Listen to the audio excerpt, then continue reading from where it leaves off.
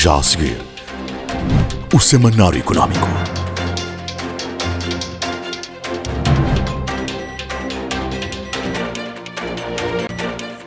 BNI, milhões de braços, uma só força.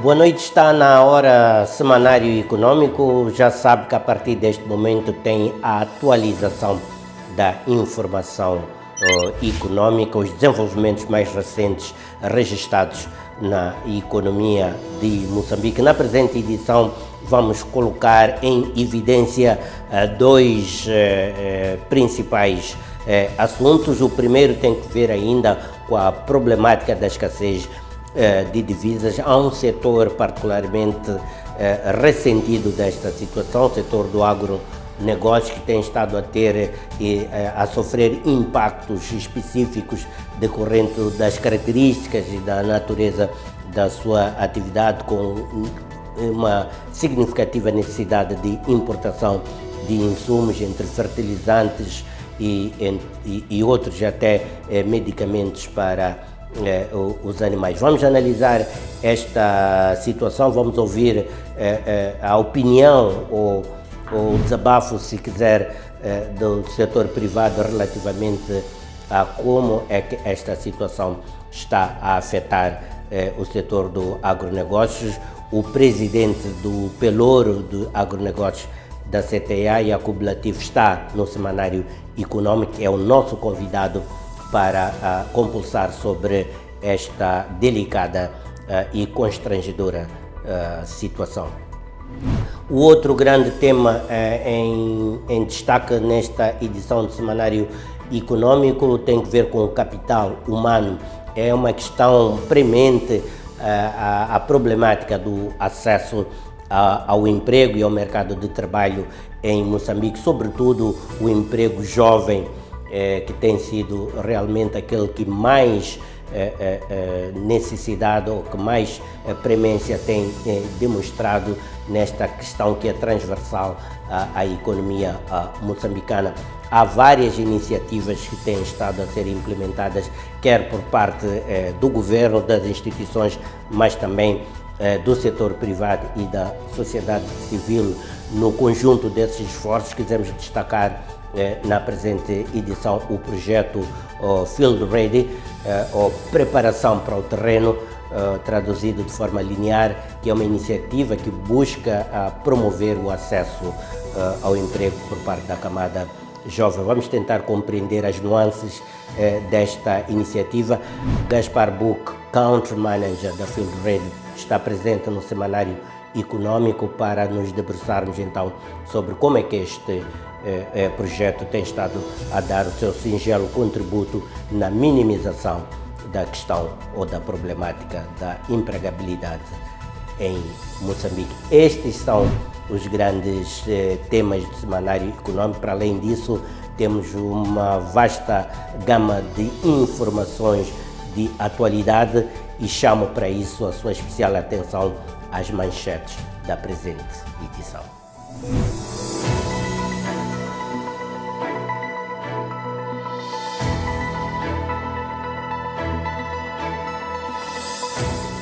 Apenas 100 mil dos 4 milhões de agricultores têm acesso a seguros agrícolas no país. Infelizmente, temos sim o produto, mas ainda temos uma fraca aceitação deste produto. Seguro de índices climáticos, uma resposta urgente para proteger os pequenos agricultores em Moçambique. Essa é uma indústria extremamente importante que deve continuar. E naturalmente que ela é prenhe de riscos como o risco climático e não só. PMEs ganham força e visibilidade global, promove comércio e pode continuar por mais um ano. O projeto tem feito um grande progresso a nível central com os parceiros principais e, mais uma vez, repito que o efeito, o impacto destas reformas terá a ser visto nos próximos anos. Este é o Semanário Econômico.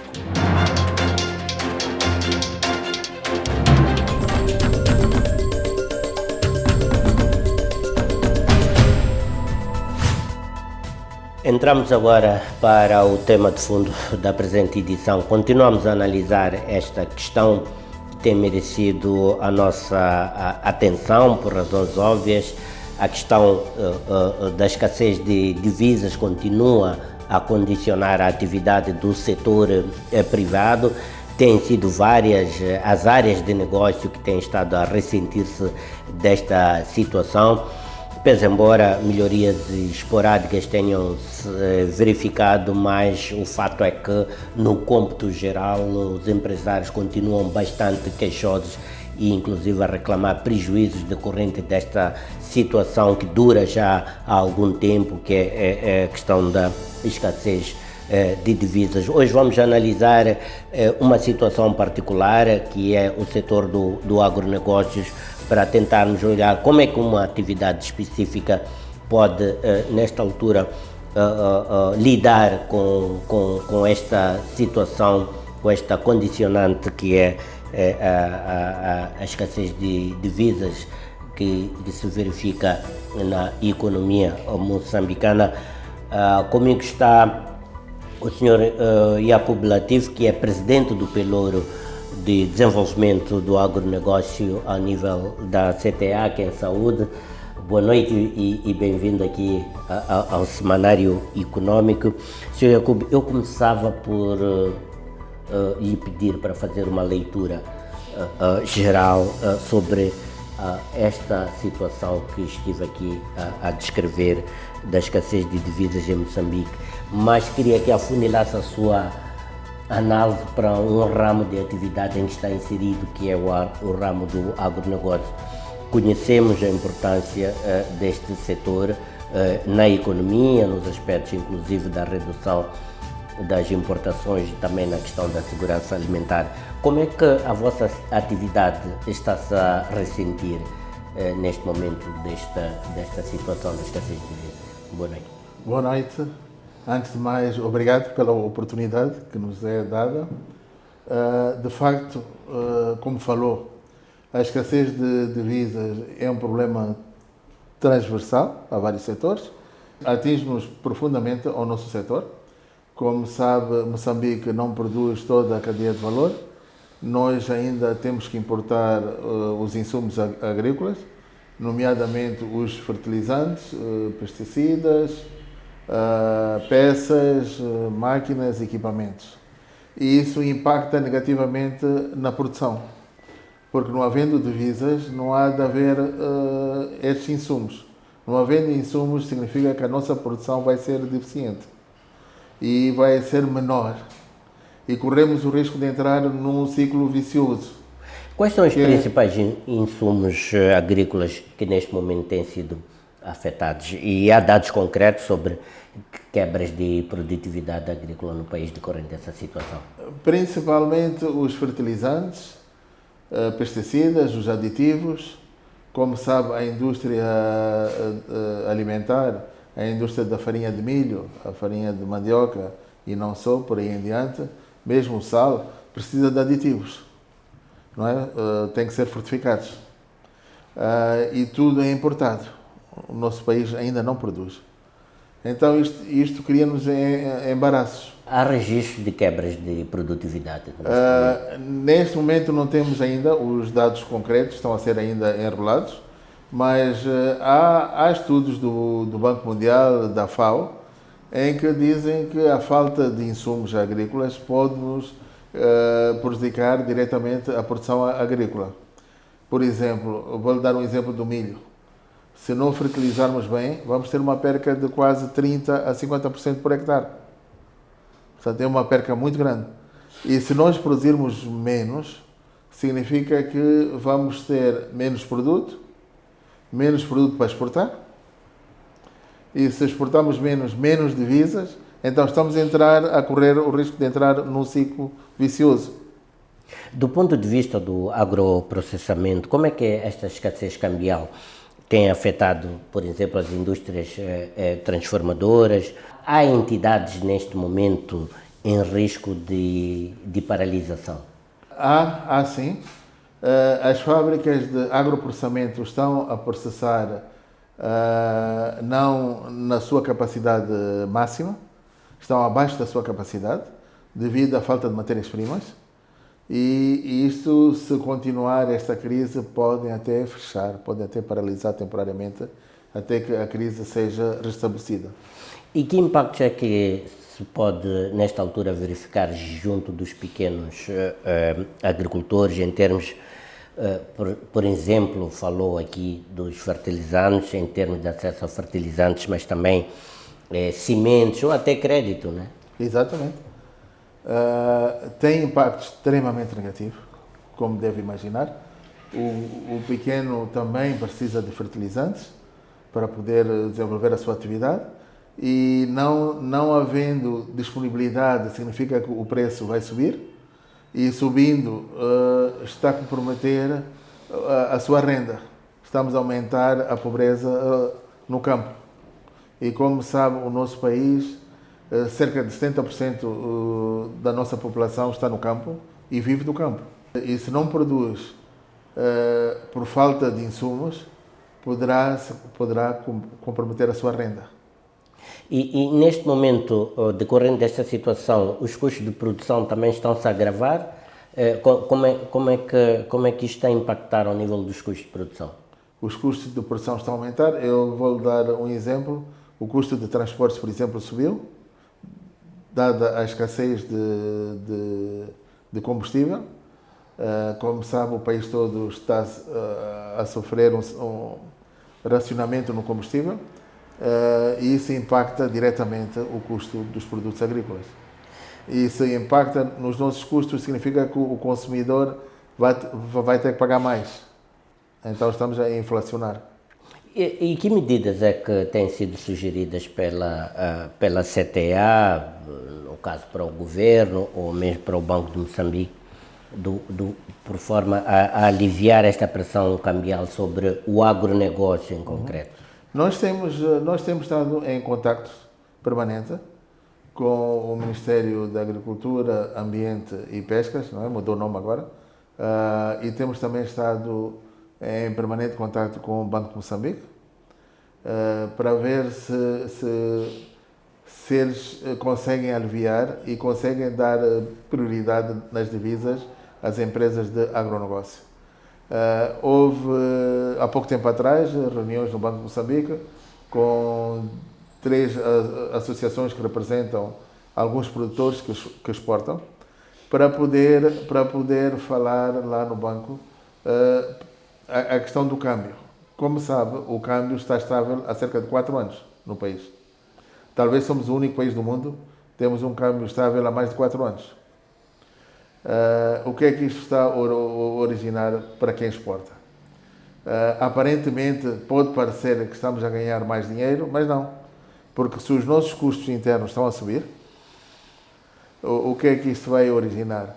Os custos, há 4 anos para cá, têm vindo a ter a tendência de subida, e no mercado internacional os preços dos produtos estão a reduzir.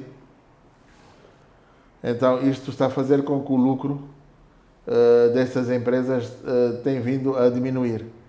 E foram lá tentar conversar com o Banco de Moçambique para que haja um segundo câmbio para essas empresas exportadoras. Aquilo que a Argentina fez, por exemplo. A Argentina tem um câmbio normal e tem um câmbio para a soja, para os exportadores da soja. Mas ainda estamos à espera. O banco está ainda a estudar, a analisar. E ao nível dos bancos comerciais, como é que tem sido a conversa sobre este assunto? Os bancos comerciais são atores extremamente importantes para poderem nos ajudar. Eles também alegam que tem a escassez de divisas, que não tem, que o Banco de Moçambique não disponibilizou o suficiente. Mas eles podiam ser mais proativos nos créditos ou em pacotes para a agricultura, para o setor de agronegócio. Já há alguns bancos que já começam a fazer pacotes para exportadores de agronegócio, mas infelizmente ainda não temos um banco agrícola, um banco de raiz que possa nos entender e possa exercer a sua atividade em função da nossa. Do ponto de vista da CTA, neste momento, quais são as principais mensagens, digamos assim, para que este tema seja atendido com a urgência que o mesmo justifica? Nós estamos a pedir ao nosso governo, aos nossos parceiros, para adotarem uma política que vá priorizar a distribuição do câmbio. Quer dizer, que temos de dar importância ao agronegócio. Ao contrário dos produtos de luxo, ao contrário dos outros produtos. Não estou a dizer que somos mais importantes que os outros, mas a verdade é que a segurança alimentar é importante e estamos a falar de um setor que é principal na nossa economia. Então, essa é uma das mensagens que nós pedimos. A outra mensagem que nós estamos a tentar também é promover que haja maior produção dos insumos localmente. Para isso é preciso que haja mais investimentos na área e para haver mais investimentos temos de ter as divisas estabilizadas, porque nenhum investidor estrangeiro, por exemplo, vai investir cá sabendo que não pode repatriar os seus lucros para o seu país. Então, isto vai ainda impactar mais negativamente em linhas de financiamento. E neste momento, sente que essas preocupações estão a ser atendidas ou pelo menos tem sentido uma certa sensibilidade das autoridades com quem estão a dialogar nisso, quer seja ao nível do banco, quer seja ao nível do governo e até também do setor privado, designadamente com a banca comercial? Sentimos que eles estão preocupados com a situação, mas nós precisamos de soluções, porque sem soluções não vai se resolver. E para cá e urgentes, não é? E urgentes, exatamente, era para ontem.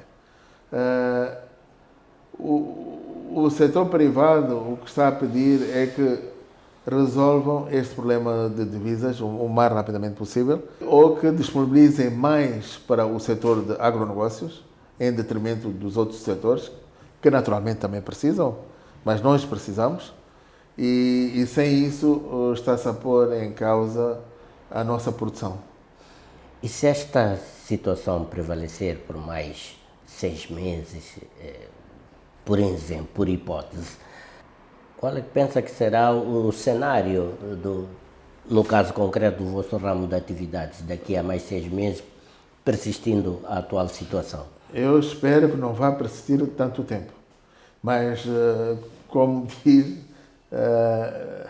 estou a ver que não é otimista, mas se tal acontecer, só vai agravar mais o quadro. Significa que vamos ter algumas empresas que vão fechar, vão parar. Significa aumento de desemprego, significa aumento da pobreza no campo, vai haver muita gente que não vai poder produzir e o cenário é negro. Portanto, temos que evitar chegar a esse cenário. Sei que tem as suas atividades em Cabo Delgado, Pemba e por ali perto.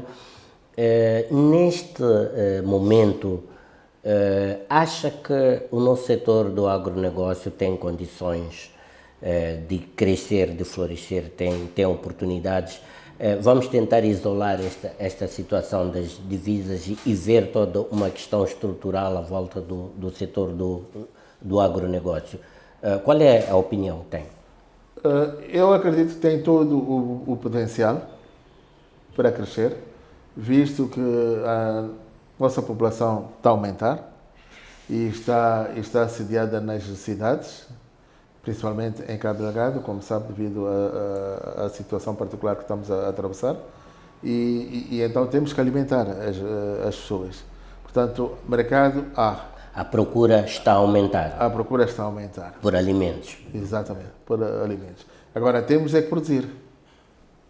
E para tal, voltamos outra vez à questão das importações, das divisas, porque, como sabe, nós não temos a cadeia toda de valores. Por exemplo, no ramo da avicultura, temos que importar, por exemplo, as reprodutoras, as matrizes, aditivos para rações. No campo agrícola, temos a questão que já falamos, de fertilizantes, pesticidas, etc. Equipamentos e peças também subsalentes. E sem isso o setor para. Então, voltamos outra vez à questão das divisas. Este é um setor que também tem estado a reclamar por melhores condições de acesso ao financiamento específico para o ramo do agronegócio. Como é que esta questão tem sido atendida? A mesma situação tem impactado neste momento o florescimento da indústria agroalimentar ou do agronegócio em Moçambique? É um dos calcanhares de Aquiles da nossa indústria. O acesso ao financiamento é complicado e os custos são elevadíssimos. Não se compreende, por exemplo, no nosso país, adotam as taxas comerciais para o agronegócio, ao contrário do resto do mundo, que tem uma taxa diferente para o agronegócio. Então, põe-nos a partida em desvantagem com os nossos vizinhos da SADC. E daqui a pouco, como sabe, os produtos vão entrar sem pagarem nenhuma taxa. E se isto continuar assim, também vai ser outro obstáculo que vamos ter pela frente. Vamos ter que concorrer com colegas que têm uma taxa preferencial e muitas vezes bonificada e muitas vezes também subsidiados. O que pensa como empresário deste setor, que lida com o dia a dia das vicissitudes, mas também do potencial e das oportunidades, o que pensa que precisa ser feito para transformar e trazer um clima mais propício ao desenvolvimento do setor do agronegócio em Moçambique? Eu penso que nós temos que nos especializar, escolher alguns produtos que sejam competitivos. Não podemos estar a fazer tudo, infelizmente, porque há produtos que não somos competitivos. Temos que começar a investir, como eu disse há pouco, nas cadeias de valor cá, localmente, porque temos condições, temos terra, temos o clima, temos as condições naturais. Então, o Estado tem que nos ajudar em eliminar as barreiras que existem. E tem que se criar o tal banco, o Banco Agrícola, porque sem isso vai ser um pouco complicado também. Esta entrada de Moçambique na zona do comércio livre continental africano é visto pelo setor do agronegócio como uma ameaça ou uma oportunidade? Eu quero acreditar que vai ser uma oportunidade, mas para tal temos que estar preparados. Senão vai ser vista como uma ameaça. E para estarmos preparados, é aquilo que eu falei há pouco, a especialização deve aumentar, para aumentar a eficiência, e para tal temos de ter os insumos produzidos cá. O nosso governo, segundo o que tenho acompanhado pela imprensa, já estão a negociar o aparecimento de uma fábrica de fertilizantes até, no projeto do Oil and Gas. Já está a haver também, existe já a consciência em termos governamentais de que temos que aumentar a nossa produção para poder exportar. E acredito que eles também estarão a trabalhar em linhas de crédito para poderem beneficiar os agentes do agronegócio bonificados. Mesmo que seja através da banca comercial, mas que acredito que o nosso governo vai conceder o fundo de garantia, por exemplo, à banca comercial, para que eles também se sintam confortáveis e que possam trabalhar com margens ditadas pelo Ministério da Agricultura, que seriam bonificados. Senhor Jacob Latif, muito obrigado por estar aqui no Semanário Econômico e desejo dias melhores para o seu setor nos próximos tempos e que, se voltarmos a falar daqui a 3 meses, possa nos traçar um quadro bem diferente e melhor do que este que está a vivenciar neste momento. Muito obrigado, eu é que agradeço em nome dos privados, muito obrigado por nos ouvir o nosso grito de socorro e que esse grito chegue por aí além. Provavelmente sim, este não é o único setor, na verdade, a ressentir-se, é mais um com as suas particularidades a ressentir sobre esta situação da escassez de divisas. Foi um tema com o qual preenchemos este apontamento de análise aqui no Semanário Econômico. Seguro agrícola em Moçambique, uma urgência para proteger os pequenos produtores e estabilizar a economia. Você está com o Semanário Econômico.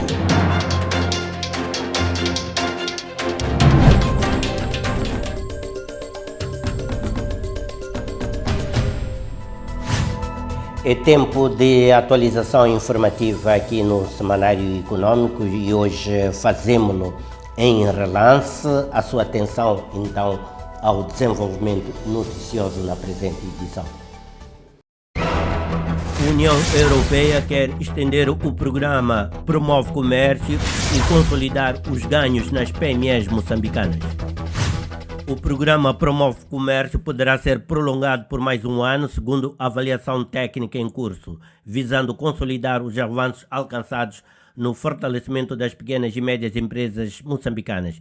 Desde 2021, a iniciativa financiada pela União Europeia tem impulsionado a competitividade, inovação e acesso a mercados internacionais das PMEs, tornando-as protagonistas no processo da diversificação econômica e exportações. Com um orçamento de 12 milhões de euros e coordenado pela UNID e pela DAI, o programa Promove Comércio tem vindo, ao longo dos 4 anos, a gerar impactos significativos no tecido empresarial moçambicano, com destaques para as PMEs orientadas à exportação.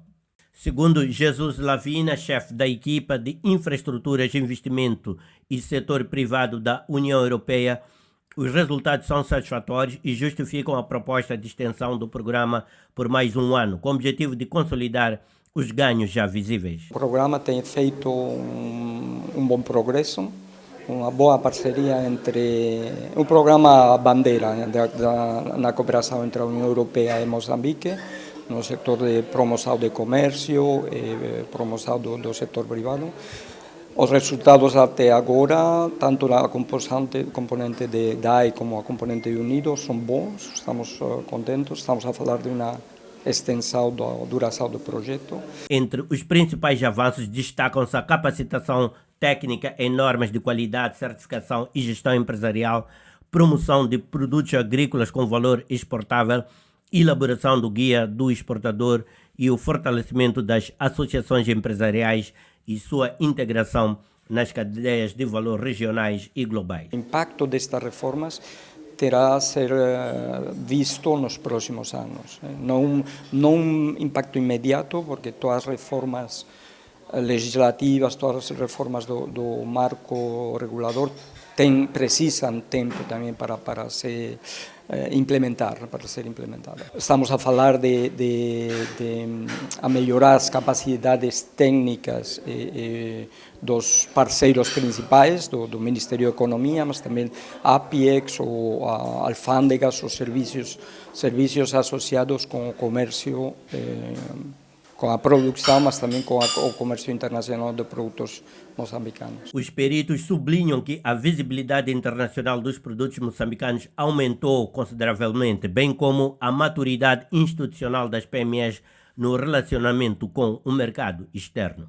Contudo, o Promove Comércio reconhece que persistem desafios, nomeadamente nas áreas de formação contínua e acesso à informação prática por um número mais vasto de empresas. Se falamos de comércio internacional, a situação global é muito confusa, um momento muito complicado. Acho que é muito importante fazer uma labor de comunicação, de explicar claramente aos empresários ou empreiteiros, às pequenas e medianas empresas, quais são realmente as possibilidades dos acordos de parceria, neste caso com a União Europeia, mas também quais são os desafios e quais são os requisitos para cada empresa ser capaz de exportar, de comerciar com os seus produtos. O grande foco inclui coisas sobre a facilitação do comércio. Estamos a trabalhar com o novo MICON, Ministério da Economia, sobre o Comitê Técnico para a Facilitação do Comércio. E trata todos estes assuntos. Também trabalhamos com alfândegas, também trabalhamos com o setor privado e a sociedade civil. O Promove Comércio decorre no quadro da implementação do Acordo de Parceria Econômica entre Moçambique e a União Europeia, considerado fundamental para a criação de um ambiente de negócios mais robusto e favorável à exportação.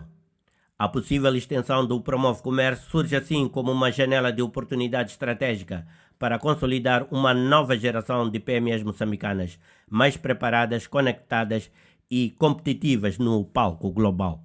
Seguro agrícola em Moçambique, uma urgência para proteger os pequenos produtores e estabilizar a economia. O avanço de uma política nacional para seguros agrícolas e o surgimento de obras literárias especializadas colocam os seguros de índices climáticos no centro do debate sobre a resiliência da agricultura em Moçambique. Com apenas 2% dos agricultores cobertos, cresce o consenso sobre a urgência de proteger a base produtiva do país. O tema ganha ainda mais atualidade com o anúncio pelo governo da iminente aprovação de uma política nacional de seguros agrários. Bom, já temos um plano relativamente ao seguro agrícola e desenvolvemos um projeto em parceria com os nossos parceiros de cooperação, onde tivemos a oportunidade de capacitar algumas seguradoras na produção de soluções em termos de seguro para a proteção do mercado. E o seguro importante que foi identificado é o seguro, o Index Insurance, que foi parte também do projeto que nós desenvolvemos em parceria com algumas instituições que cooperam com o Instituto de Supervisão de Seguros na solução e sobretudo, na capacitação do mercado para criar soluções. O agrônomo Rafael Guaian, com mais de 40 anos de experiência no setor, acredita que esta nova fase de soluções pode marcar uma viragem. Esta é uma indústria extremamente importante que deve continuar. E naturalmente que ela é prenhe de riscos, como o risco climático e não só. E estas iniciativas, como dizia, são extremamente importantes. Acho que o governo está agora a pensar em desenvolver planos para mudar o cenário em que nós estamos a importar a maior parte dos alimentos de outros países, quando temos capacidade, temos recursos naturais, temos potencial, mas ninguém come potencial. Então, acho que vamos trabalhar.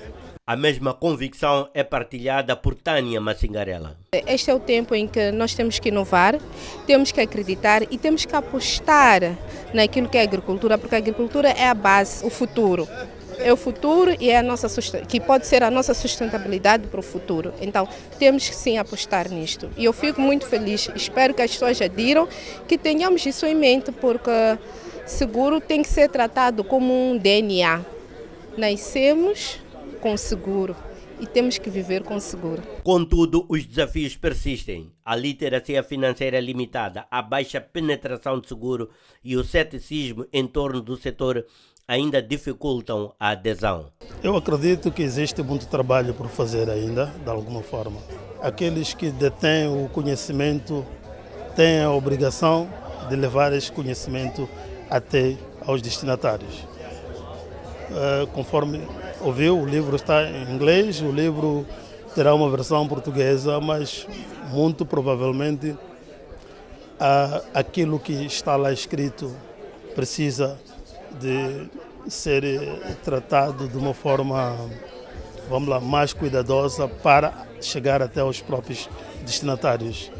Mesmo assim, projetos pilotos desenvolvidos por ONGs e seguradoras já abrangeram 17 mil agricultores, com resultados animadores.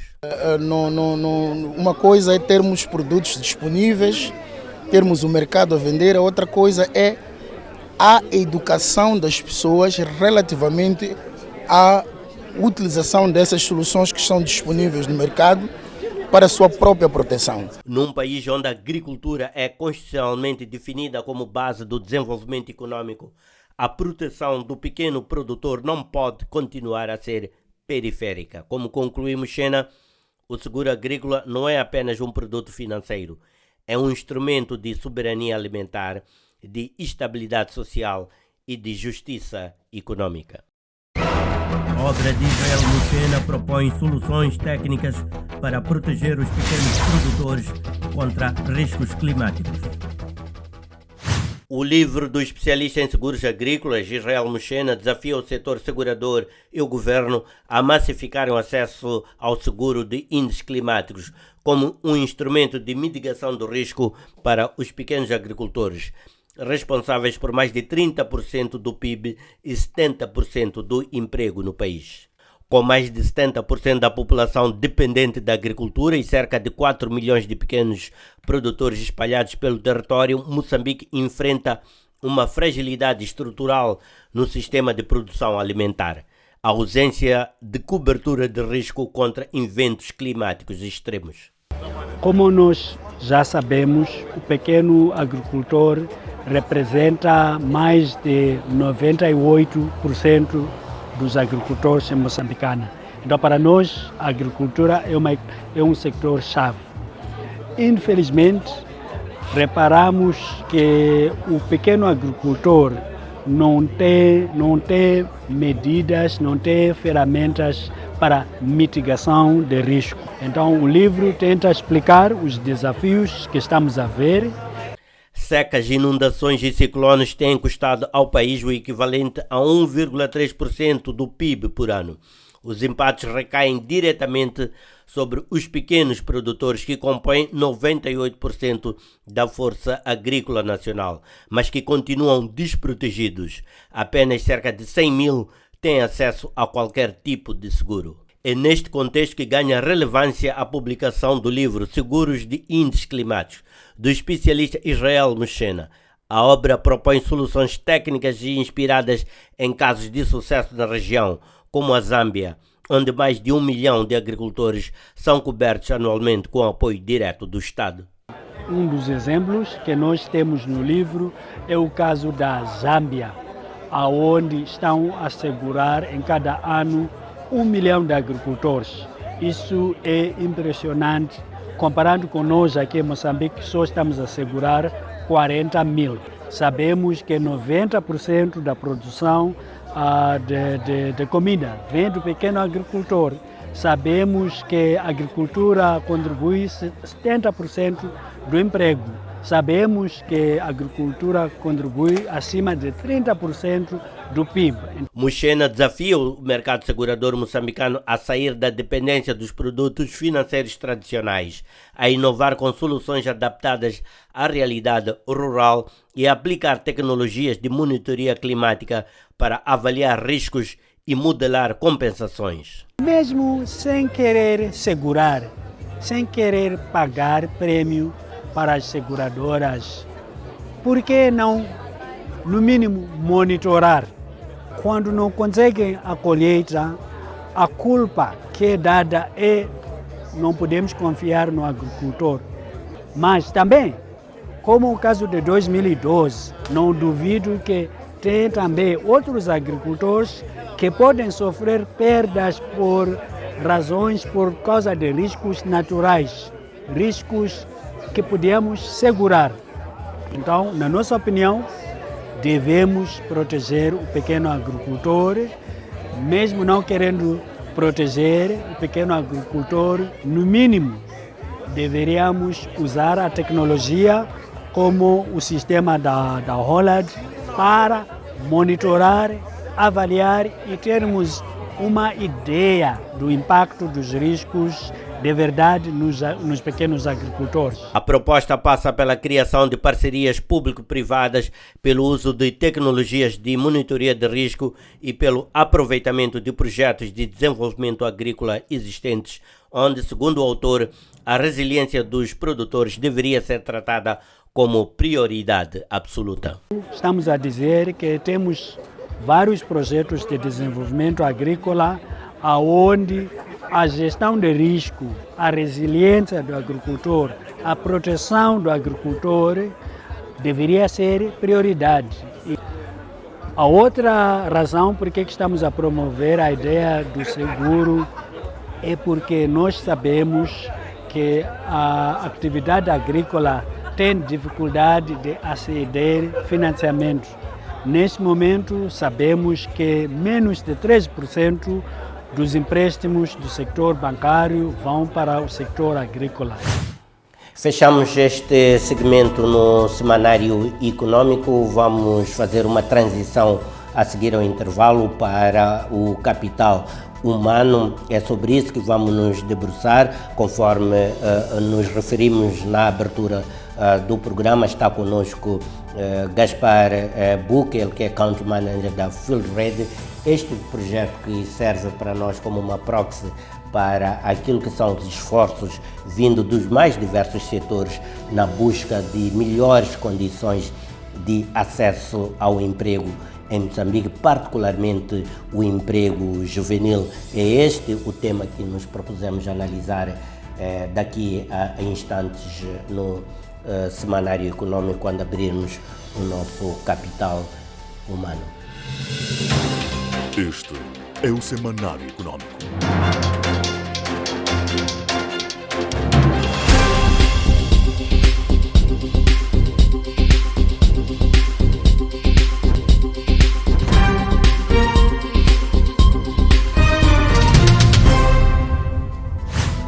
Num contexto de desemprego juvenil crescente e desafios estruturais no mercado de emprego, o projeto Field Red vem propor uma abordagem ousada e prática para a transformação da empregabilidade em Moçambique. Há quase uma década que o projeto vem experimentando e com algum sucesso formas inovadoras de facilitar ao acesso digno e ao emprego sustentável em Moçambique. É sobre esta história que vamos nos debruçar nos próximos minutos com o Country Manager desta iniciativa, Gaspar Buch, aqui em estúdio comigo para precisamente aflorarmos sobre os méritos e virtudes deste projeto, sobretudo para tentarmos perceber como é que a iniciativa aborda estes desafios estruturais no que diz respeito à empregabilidade e ao mercado de trabalho em Moçambique. Este é o Semanário Econômico.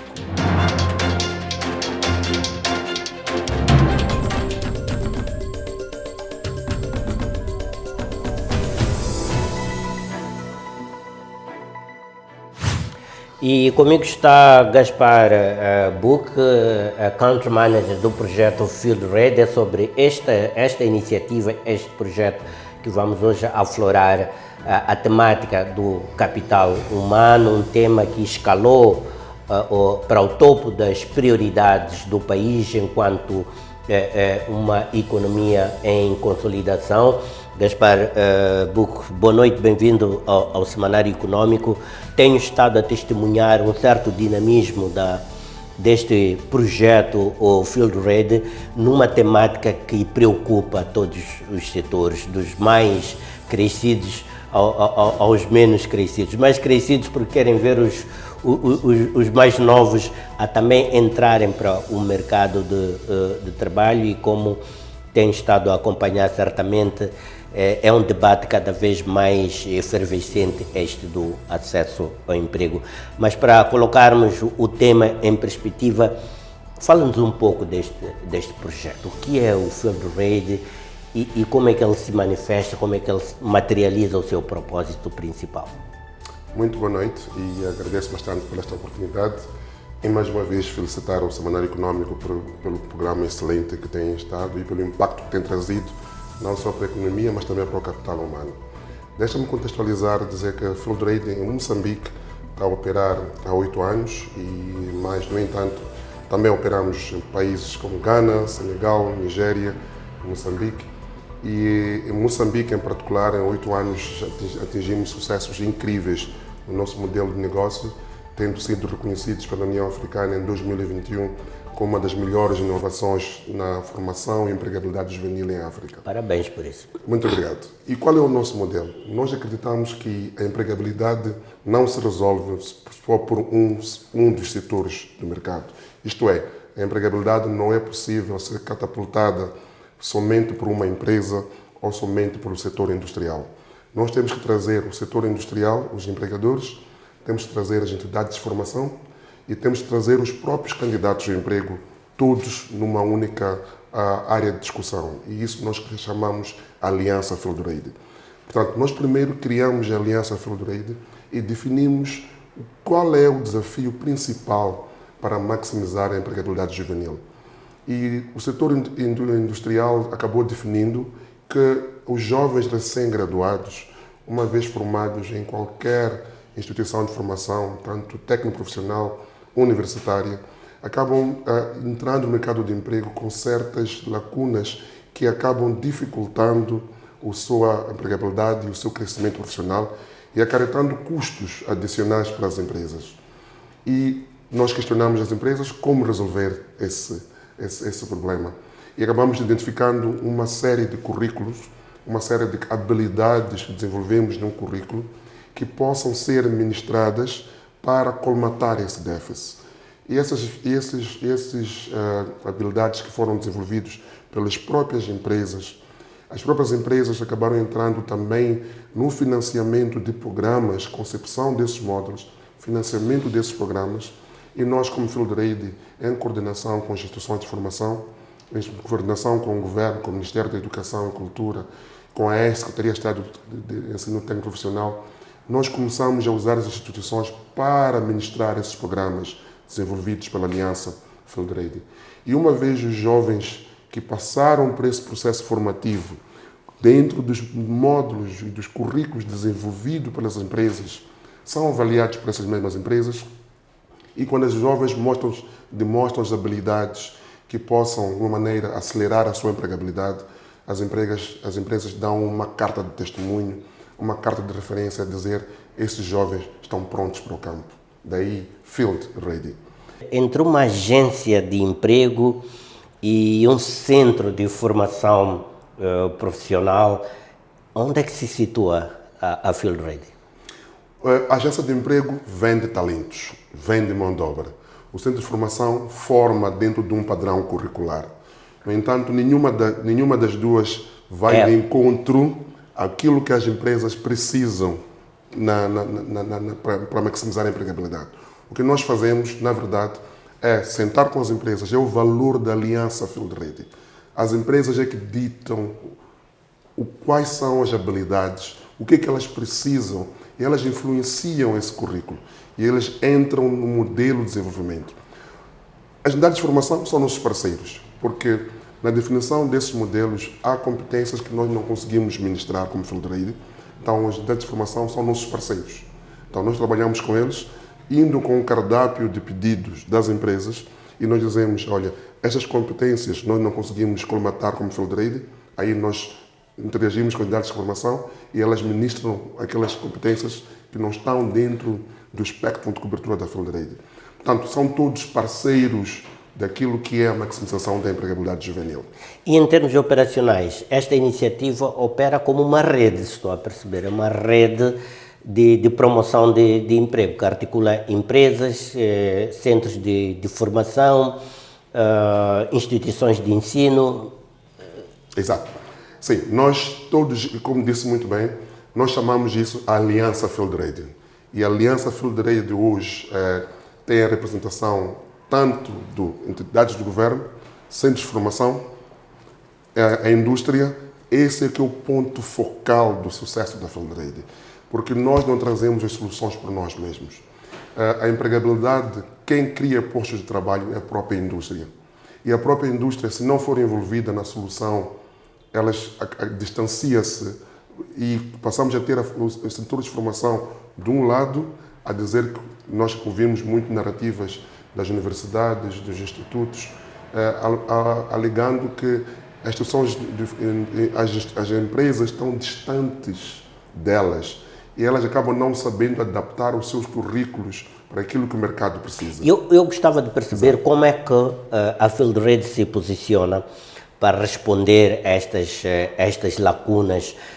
Os diagnósticos são vários, não vamos perder muito tempo com isso, mas há lacunas estruturais no que diz respeito à inserção, sobretudo da camada mais jovem, no mercado de emprego. Como é que a Field Ready se posiciona entre a formação e a inserção laboral? Talvez dar um exemplo concreto de um projeto que terminamos há pouco tempo, e a empresa precisava identificar mulheres, raparigas para o setor de técnico industrial mais ligado ao setor elétrico. O que nós fizemos como Field Ready, primeiro foi usar a nossa plataforma que nós desenvolvemos a propósito, que está conectada com as várias instituições de formação, que tem a base de dados lá mapeadas das todas as jovens recém-graduadas para a área de eletricidade. Então fizemos um processo lá de identificação das jovens com melhor perfil e trouxemos essa empresa para poder ajudar-nos a fazer a avaliação de jovens que entrariam no programa de formação. Tivemos que fazer um programa específico para adaptá-las a perceber qual é o ambiente industrial. Questão de segurança, elas não tinham muito envolvimento em segurança, então tivemos que fazer um programa específico do que é o setor industrial. Em inglês técnico, nossa abordagem não é na efetiva de ensinar a falar inglês. São as terminologias específicas no setor industrial que não são ministradas muitas vezes em áreas de formação de língua inglesa. Então nós desenvolvemos todos esses pacotes, levamos as 50 raparigas para um programa dedicado de preparação de cerca de 3 meses e por fim chamamos a empresa promotora deste programa para avaliar 50 raparigas. E a empresa avaliou e disse: jovens com esta qualidade eu não conseguia ter no mercado. Essas jovens estão realmente prontas para o campo.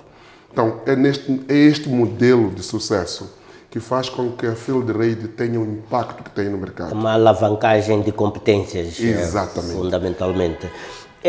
Tendo em conta que esta questão do emprego atravessa todo o espectro socioeconômico do nosso país, a Field Ready desenhou setores prioritários ou é a própria demanda que tem estado a direcionar a Field Ready para áreas específicas em função, enfim, dos desenvolvimentos concretos nesses setores? O setor de empregabilidade é transversal. É uma realidade que nós começamos trazendo esta aliança de empresas ligada ao setor extrativo e setor de óleo e gás. E, por razões óbvias, Moçambique estava nos descobrimentos dessa indústria e havia, pela demanda que havia no mercado, era necessário criar um maior pool de mão de obra para o setor. Mas, no entanto, outros setores começaram a perceber-se que a procura de mão de obra de jovens preparados para o emprego no setor extrativo iria impactar todos os outros setores do mercado. Então, começamos a ter, parte da nossa aliança, empresas de diversos setores industriais, setores comerciais, que começaram a perceber que o problema da empregabilidade não é sectorial. E há competências transversais. Um eletricista na área industrial, um eletricista na área comercial, o eletricista é o mesmo. O que temos que fazer é adaptar as suas habilidades e mudar a sua forma de pensar para enfrentar o setor específico. E é essa mudança de comportamentos que acaba sendo a razão pivotal do sucesso da Field Ready, que é, eu dou um exemplo concreto quando faço essa abordagem, falo, um jovem recém-formado na área de engenharia informática. Ele termina a sua formação tendo sido exposto a sistemas e a módulos, a tecnologias de formação que já não são aplicáveis em algumas empresas. Portanto, nós não recrutamos, as empresas não recrutam aquele jovem por causa da sua competência específica técnica. Acaba recrutando pela sua capacidade de adaptabilidade naquilo, a sua capacidade de poder lidar com ambientes de mudança constante, a sua tomada de decisão, a sua interação, o seu trabalho em equipe. Então, os soft skills acabam sendo determinantes na sociedade que nós vivemos, que está em constante mudança. Então, e esses soft skills não são sectoriais. Pois, também são transversais. São transversais. Isso, quando nós olhamos para Moçambique, um setor administrativo, durante a fase de construção, vão alguns setores empregar cerca de 35 mil postos de trabalho. E depois da fase de operação, são somente cerca de 800 postos de trabalho. A pergunta que se faz é como é que nós asseguramos que os 35 possam ser acomodados em outros setores, em outras indústrias. Então, é aquilo que a FieldRaid faz também, que é assegurar esta mobilidade intersectorial da mão de obra. O que é que distingue esta forma de encarar, de lidar com o mercado de emprego das outras abordagens tradicionais de formação técnico-profissional, por exemplo? Primeiro, eu diria que o primeiro elemento de distinção é que tradicionalmente nós sempre tivemos o setor de formação, o setor de ensino, acreditando que desenhava os seus módulos, os seus programas virado a várias dinâmicas de mercado. Mas em algum momento não estava na mesma velocidade do setor industrial. E nem deve estar, por acaso. Porque nós não podemos fazer um currículo de formação técnica ou formação superior virada para uma empresa, virada para uma indústria. Temos de ser capazes, como país, em assegurar que os nossos currículos estejam adaptados para aquilo que nós pretendemos no aspecto macro. Até esta altura, quantos empregos a FieldRaid conseguiu colocar efetivamente no mercado? Quando nós começamos com programas presenciais. Nós estávamos muito focados para aquilo que era o financiamento direto das empresas e nós identificávamos jovens e ministrávamos programas presenciais. E nessa altura, quando começámos, tínhamos uma margem de sucesso de 72%, isto é, dos jovens que entraram no nosso programa, os 72% conseguiram ter empregos. Mas começámos a perceber que nós tínhamos que mudar a abordagem, temos que assegurar um maior impacto. E nós desenvolvemos todos os nossos programas, financiados pelas próprias empresas que fazem parte da Aliança, e desenvolvemos uma plataforma, que é a Plataforma Nacional de Empregabilidade, que todos esses módulos estão gratuitos para todos os jovens. E atualmente temos na nossa plataforma cerca de 14 mil jovens que já fizeram parte dos nossos programas. E temos como meta, até o final deste ano, ter uma cobertura de mais de 10 mil jovens. Portanto, até o final deste ano, com aquilo que nós temos, nós acreditamos que vai aumentar um pool maior de jovens preparados para o emprego. Bem, uma questão reflexiva, conforme referimos-nos no início, a crise do desemprego juvenil é uma questão estrutural. O que precisa de mudar do ponto de vista de políticas, tendo em conta a experiência de terreno que a FieldRaid, o nome já denota isso, o que é que precisa de mudar exatamente para que realmente o acesso ao emprego seja cada vez maior e mais facilitado? E o que nós já percebemos, que o que é que tem que mudar? Primeiro é a mudança de narrativa de que o problema da empregabilidade pode ser resolvido por uma única entidade, por uma única empresa. E nós temos visto isto com alguns projetos piloto, os projetos âncora, que estão em certas regiões, e há uma procura muito maior das comunidades circunvizinhas desse projeto, acreditando que a empregabilidade vai ser resolvida por aquela empresa âncora que está naquela região. Nós, como FieldRaid, acreditamos que o que tem que mudar é que nós temos que acreditar que a solução da empregabilidade deve ser feita de forma concertada. Todos temos que sentar à mesma mesa e temos que discutir o problema da empregabilidade. Há várias iniciativas que estão no mercado e nós nos orgulhamos como FieldRaid que nós não acreditamos na competitividade. Nós não temos nenhuma empresa ou organização que nós achamos que seja nossa concorrente. porque nós não concorremos. Nós somos um elemento aglutinador. Nós valorizamos bastante parcerias.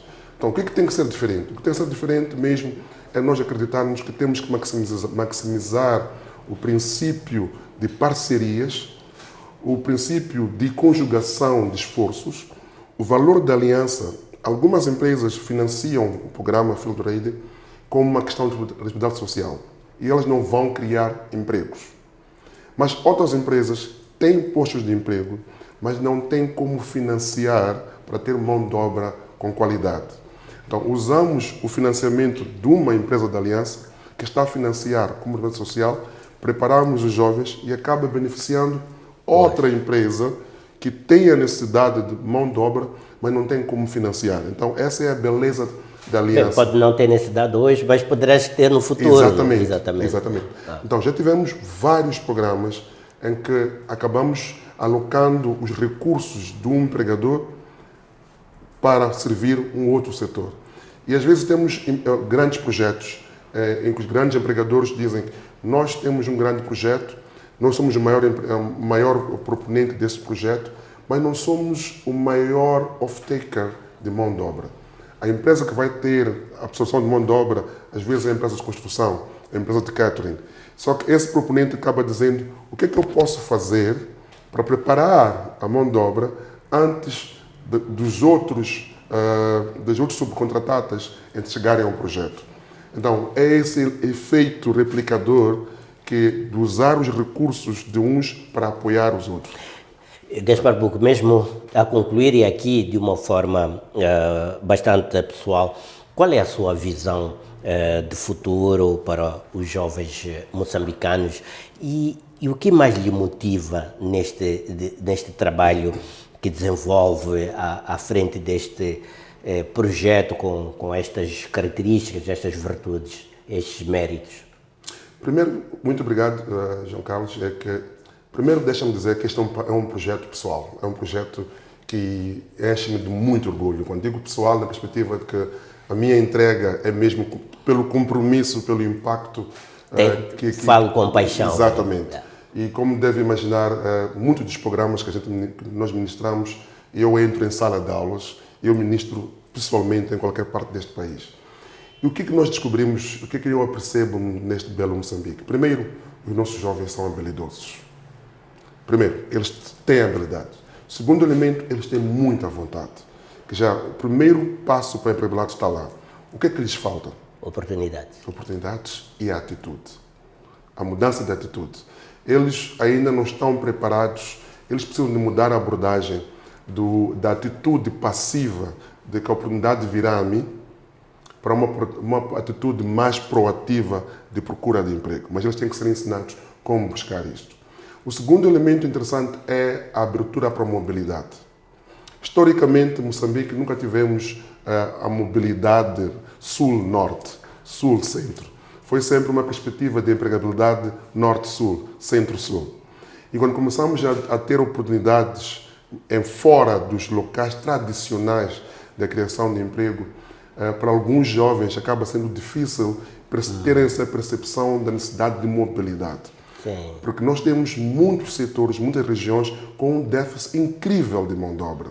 Uma barreira psicológica. Uma barreira psicológica da mudança de atitude. Portanto, são estes elementos que eu vou observando no mão de obra juvenil, que o desafio de mudança de atitude, o desafio de perceber como ir buscar essas oportunidades, o objetivo de maximização do seu networking, porque o networking social, a forma como nós vivemos, os africanos, um elemento comunitário, cria oportunidades de emprego. Mas os jovens não maximizam essa aproximação, este Ubuntu de África, para ir buscar emprego. Ainda estão apegados, veja só, ainda continuam a acreditar que vão buscar emprego somente em redes sociais e esquecem o valor do networking social que eles têm todo final de semana para buscar emprego.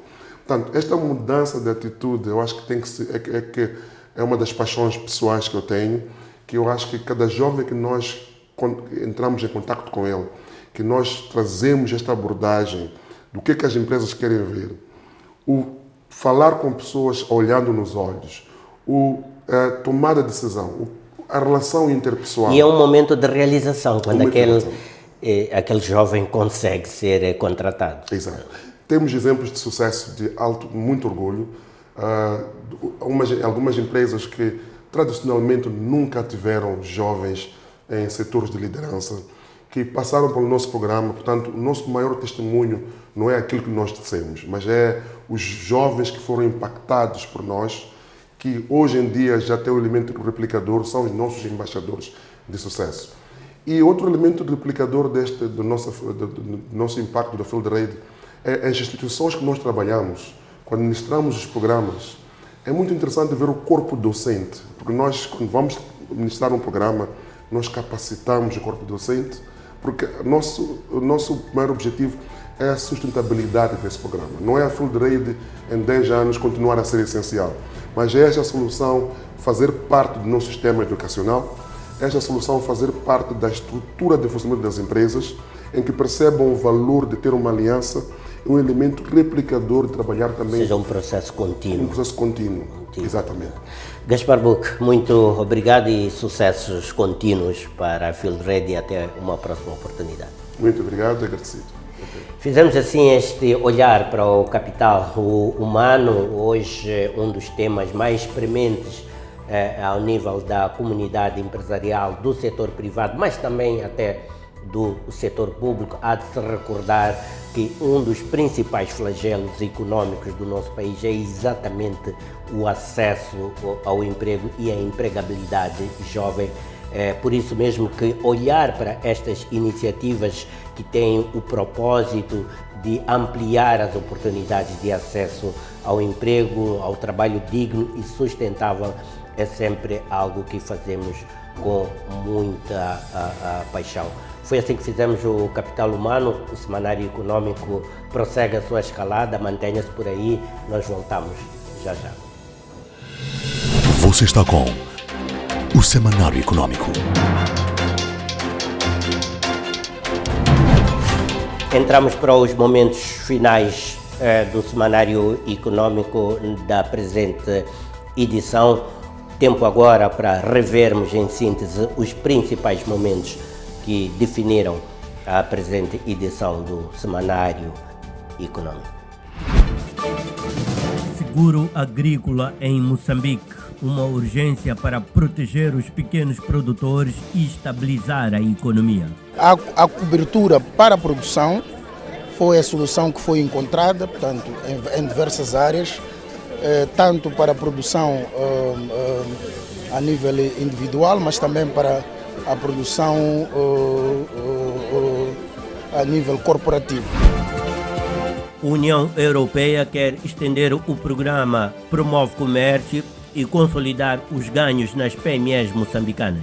Os resultados até agora, tanto a componente de DAE como a componente Unido, são bons, estamos contentes, estamos a falar de uma extensão da duração do projeto.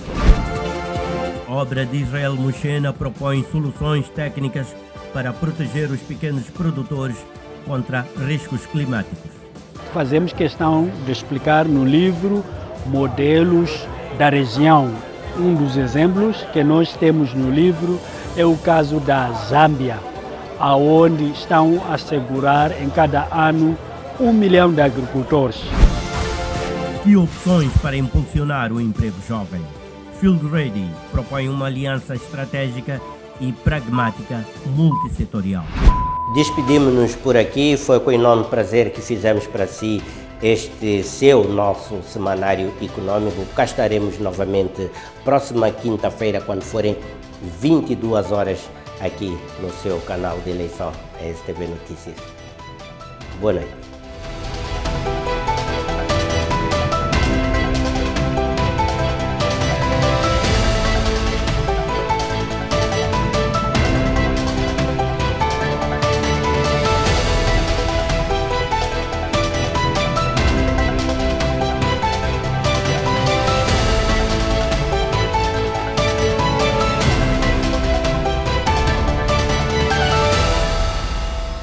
Passa 50 anos. O orgulho de Moçambique. BNI, milhões de braços, uma só força.